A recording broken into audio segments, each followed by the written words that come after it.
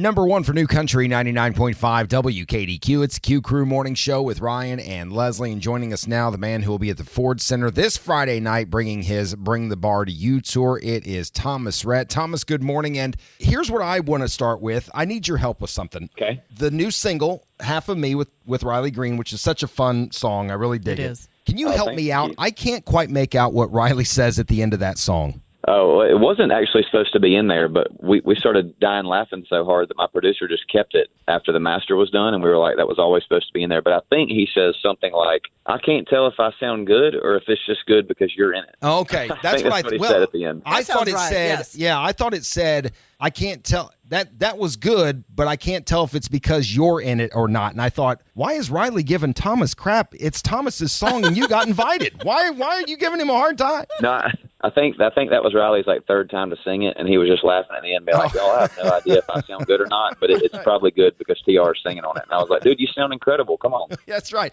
It's a fun song. I do really like it.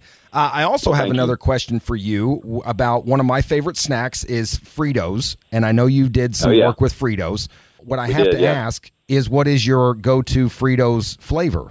Dude, barbecue twists all day. Oh, you do the barbecue twists. Okay, so Barbecue twist, that's my jam. I'm a huge fan of just the straight barbecue Frito chips, and they've brought them back permanently because people like me have cried and whined and complained for years.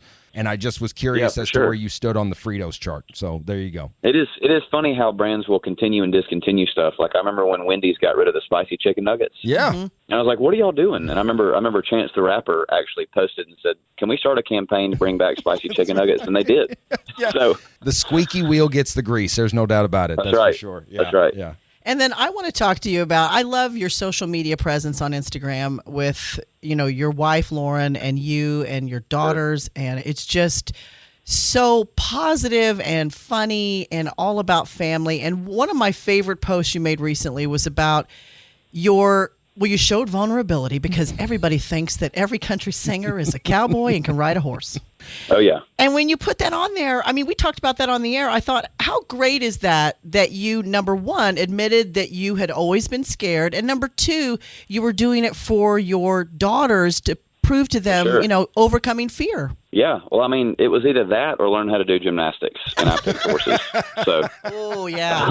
No, my wife has been around horses her whole life, and actually, my family down in South Georgia used to have a bunch of horses, and I just never my dad never rode them, so it wasn't really a part of my early childhood or whatever. But we were out in Wyoming last year, and there was an area it's called Cheyenne Frontier Days. It's like a giant rodeo. And my wife was out there, and there was a place where you could go adopt a horse. And I was just like, of course, this is what we're about to do in Wyoming. And so we adopted a 2-year-old Mustang named Daisy and brought her back to Nashville and worked with a trainer with her for a while. And my wife was riding that thing bareback after the first 3 months that this horse was home. And then my wife flew up to South Dakota I guess a couple weeks ago to get a few more because apparently, horses are not supposed to be by themselves. And I was like, well, that makes sense. I guess if I was a horse, I'd want some friends to hang out with. Yeah. And so now we have 4 horses.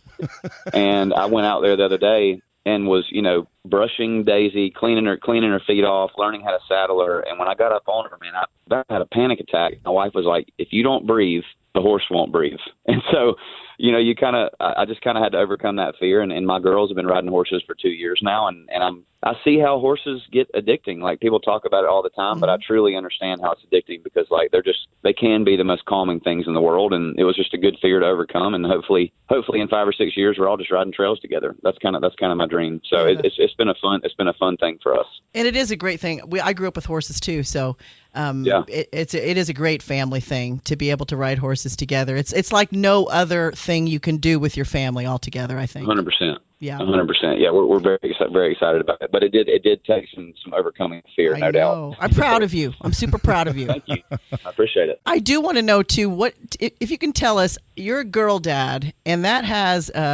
that's very special, I think. And what is your favorite part of being a girl dad? Well, I don't know what it's like to have a boy, but I can't imagine anyone having my heart more than those 4 little babies. They love their mom, obviously, but it's just the bond between the father and a daughter is pretty special. Yeah.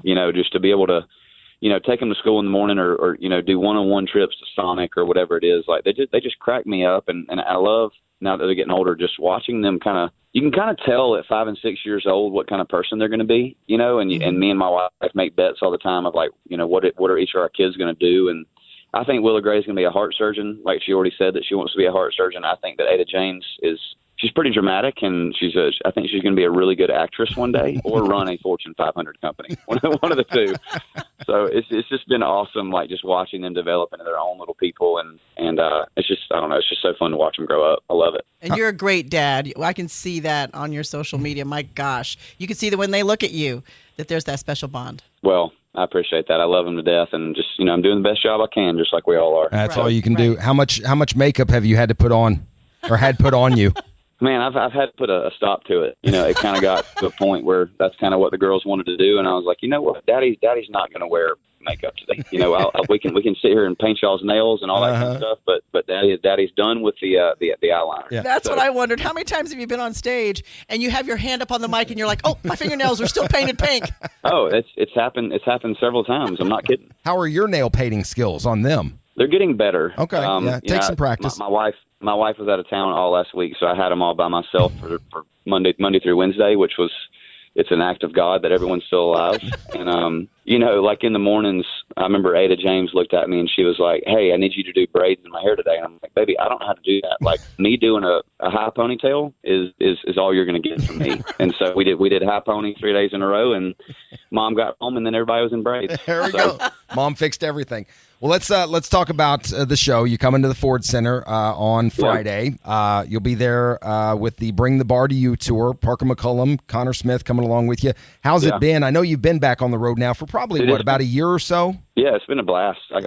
You know, these tours, when they begin, you kind of think like, dang, we're about to have 9 months of long, you know, on the road. And then next thing you know, you wake up and you got 6 shows left. But I think that's kind of what is kind of a testament of how fun it's been, just getting to know Parker so well and getting to know Connor. It really is such a fun show, and I just can't believe that it's almost over. Getting to, you know, being in Evansville in our last weekend is going to be a blast. I kind of feel like I grew up cutting my teeth playing that building, opening for Aldine and Luke and FGL and all these folks, and getting the headline. It is such a pleasure every time. Yeah, well, we're looking forward to seeing you. Can you give us a little idea? What are we expecting when you get here? What kind of show are we going to see? Man, it's just 3 hours of nonstop fun. You know, like, I don't know how else to describe it, but like our mission this year is just to bring smiles to people's faces, just to bring joy, and hopefully the crowd is experiencing as much joy out there as we are up on stage. It's just a blast of a show, so you can expect a very, very good time. Are you bringing a bar? Because I mean, it's in the tour. We bring a bar. Okay, good. We do bring a bar. I don't want false advertising here. I expect to see a bar.